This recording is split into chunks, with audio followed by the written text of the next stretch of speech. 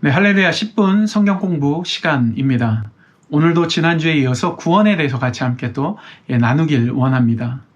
네, 그리스도인의 신앙생활에 대해서 우리가 한 가지 생각해 보면은 신앙생활이라는 것은 한 가지 조건이 있습니다. 그것이 뭐냐면은 구원받은 자만이 할 수 있는 것이고 구원받아야 시작되는 게 신앙생활입니다. 우선 우리는 죄의 종이었습니다. 그리고 본질상 진노의 자녀였지요.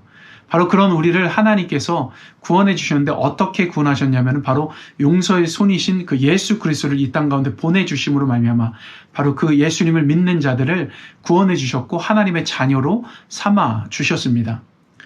그렇게 우리는 예수님을 믿고 구원받았고 또 더 나아가서 그 구원의 은혜로 인해서 거듭나서 지금 이렇게 신앙생활을 시작하고 또 살아가고 있는 겁니다.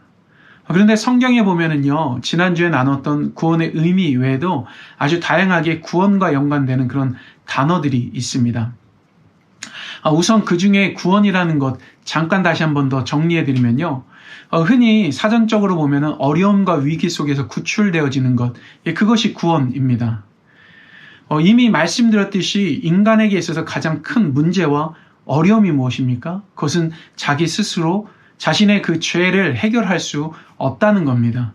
특히 하나님과 인간 사이에 드리워져 있는 그 죄의 문제는 결코 인간 스스로 해결할 수 없는 것입니다. 왜 그렇습니까?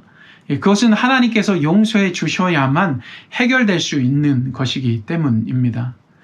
그래서 인간은 그 죄에 대한 심판과 더불어서 사실 대가를 치루어야 하는 그런 존재입니다. 근데 그 죄에 대한 대가가 무엇입니까? 이미 말씀드렸지만 그것은 사망입니다. 이 사망은 곧 죽어서도 망한다라는 그런 의미가 담겨져 있죠. 한마디로 보면은 지옥에 갈 수밖에 없다는 것입니다. 바로 그런 죄인인 우리를 하나님께서 용서해 주신 것입니다. 이미 말씀드린 것처럼 용서의 손이신 예수 그리스도를 보내주심으로 말미암아 우리를 용서해 주셨고 구원해 주신 것이죠. 이것이 일반적으로 성경에서 말하는 구원에 대한 의미입니다.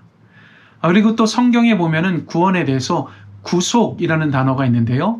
영어로 보면은 redemption이라고 합니다. 이 redemption이라는 이 영어 자체를 우리가 보더라도 구속이라는 그 의미 자체는 그러니까 죄의 종이었던 우리를 하나님께서 값을 지불하시고 사셨다는 그런 뜻을 가지고 있습니다. 근데 여러분들 어떤 값을 지불한 것입니까? 여러분들 잘 아시는 것처럼 하나님의 아들, 그 독생자 예수 그리스도를 십자가에 내어 주심으로 말미암아 예수님의 목숨과 우리를 바꾸신 것입니다. 그래서 이런 예수 그리스도의 그 죽음을 몸값, 그러니까 영어로는 랜섬이라고 그렇게 또 말하기도 합니다. 마태복음 20장 28절에 보면은 예수님께서 이런 말씀을 하시는데요. 인자가 온 것은 섬김을 받으려 함이 아니라 도리어 섬기려 하고 자기 목숨을 많은 사람의 대속물로 주려 함이로라 라고 이렇게 말씀합니다. 여기서 말하는 대속물이라는 것이 바로 몸값을 의미하는 겁니다. 사실 유대인들이 드리던 그 제사에는 자신의 그 죄를 대신해서 바쳤던 그 제물들이 있는데 흔히 양과 염소, 송아지 그런 것이었습니다. 그렇지만 인간이 짓는 그 죄의 양으로 치면은 그런 제물들로 자신의 죄를 다 대신할 수 없었다라는 것이 큰 문제인 겁니다. 그러다 보니까 히브리서 10장 3절과 4절에 이런 말씀이 있습니다. 이 제사들은 해마다 죄를 생각하게 하는 것이 있나니 이는 황소와 염소의 피가 능히 죄를 없이 하지 못한다라고 이렇게 말씀합니다. 또 이어서 히브리서 10장 10절에 보면은 이 뜻을 쫓아 예수 그리스도의 몸을 단번에 들이심으로 말미암아 우리가 거룩함을 또 얻었다라고 또 말씀합니다. 죄의 대가로 이제 매 드리는 그 제사마다 드렸던 그 제물들, 그것들이 인간의 죄를 다 커버하지 못하는 것이죠. 하지만 예수님께서 십자가에 내어주신 그 희생, 그것은 바로 우리의 죄값을 치르고도 남을 만큼이다라는 겁니다.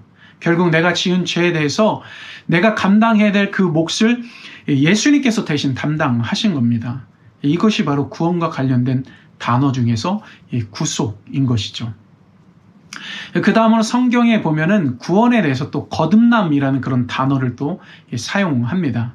그리고 이것을 흔히 신학 용어로는 중생이라고 하고 또 영어로는 regeneration이라고 그렇게 또 말씀합니다.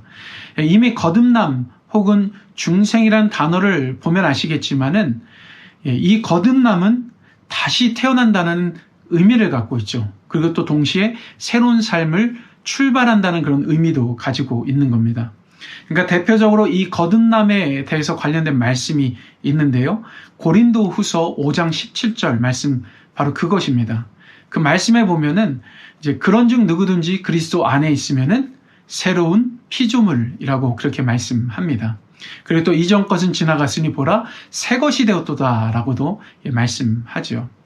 이 말씀에서 특히 새로운 피조물이라는 그 단어, 이 단어가 주는 의미처럼 예수님을 믿고 거듭난다라는 것은 새롭게 재창조된다라는 것을 사실 의미하는 겁니다. 근데 어떻게 재창조되냐면은 바로 예수 그리스도 안에서 성령을 통해서 사실 재창조되어지는 겁니다. 실제로 죄로부터 사람이 완전히 새로워지는 것은 사람의 능력으로 가능하지 않습니다. 바로 그것을 가능케 하는 분이 바로 성령 하나님인 것이죠. 특히 요한복음 3장 5절에 예수님께서 진실로 진실로 내가 너에게 말하노니 사람이 물과 성령으로 나지 아니하면 하나님 나라에 들어갈 수 없다라고 분명히 말씀합니다. 여기서 말씀하는 성령으로 태어난다는 것, 이것이 바로 이렇게 성령을 통해 새롭게 거듭난다라는 것을 의미하는 겁니다. 그렇습니다. 실제로 한 사람이 예수님을 믿고 그 순간 성령께서 그 안에 들어가심으로 인해서 그 사람을 성령님께서 바로 예수님 안에 새롭게 하시는 겁니다. 그것을 흔히 이전에 나눴던 설교 내용으로 치면은 불이 꺼진 영혼이라는 그 램프에 예수님을 믿는 순간 성령의 기름이 그 영혼에 가득 차게 되는 것이고, 또 동시에 하나님께서 새 생명의 불을 그 영혼의 심지에 붙이는 순간부터 그 영혼은 영원히 타오르는 그런 빛이 되어지는 것입니다.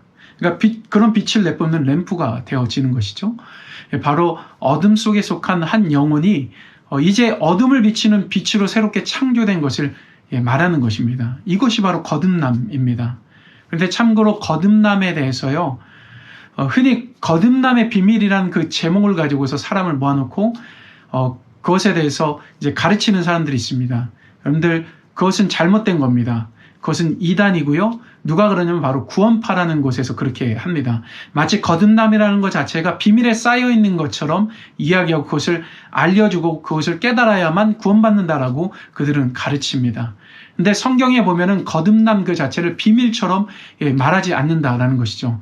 성경에 보면은 구원과 거듭남은 감춰져 있는 것이 아니라 열려 있는 진리입니다. 그러니까 누구에게나 다 오픈되어져 있는 그런 복음이라는 것이죠. 하지만 구원파는 이런 거듭남 그 자체를 마치 감춰 있는 것처럼 가르칩니다. 그리고 그것을 깨달아야만 구원받는다라고도 그렇게 가르치죠. 절대 속지 말아야 합니다. 다시 말씀드리지만은 거듭남은 예수님을 믿는 자들에게 하나님께서 주시는 구원의 특권입니다. 이미 성경에 예수님을 믿고 구원받은 자들에게 보장되어진 것이 바로 구원인 것이죠.